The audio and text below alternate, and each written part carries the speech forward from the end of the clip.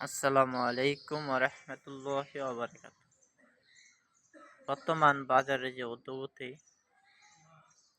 আমরা যারা সামাজিক ফ্যামিলির লোক ৫ থেকে ৭০০ টাকা ইনকাম করে কিছু থাকে না। দিন শেষে হাট বাজার করে পকেট খরচ করে কিছু থাকে না জমা। মাস শেষে ঢাকা শহর ঘর ভাড়া দিয়ে ও ওষুধ পানি খাওয়া খুবই কষ্টকর হয়ে যায়। আর দেখেন ৫ থেকে ৬০০ টাকা ইনকামে একটি সংসারে যদি ৫ জন লোক থাকে, সেই সংসারটা চালানো খুবই কষ্টকর।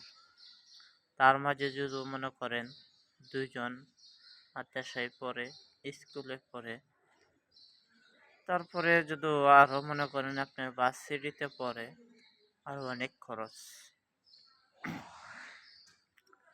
কেননা এক একজন এক এক লাইনে পড়ে, যে প্রান্তে পড়ুক প্রচুর পরিমাণ খরচ আছে। মাদ্রাসার বেতন হয়েছে নর্মালে মনে করেন আপনার ১৫০০ টাকা, স্কুলের বেতন প্রায় ১০০০-১৫০০ হতে পারে, ভার্সিটি খরচ তো আছেই, প্রায় সব কিছু কোচিংয়ের খরচ আছে, স্কুলের কোচিংয়ের খরচ আছে, প্রচুর পরিমাণ খরচ। এই খরচ মেটাতে গিয়া অনেকেই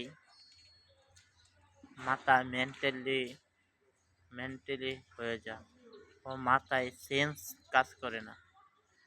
আর যারা মা বোনেরা আছেন, আপনারা স্বামীদেরকে ও ছেলে থাকলে ছেলেদেরকে কখনোই টেনশন ফালাবেন না।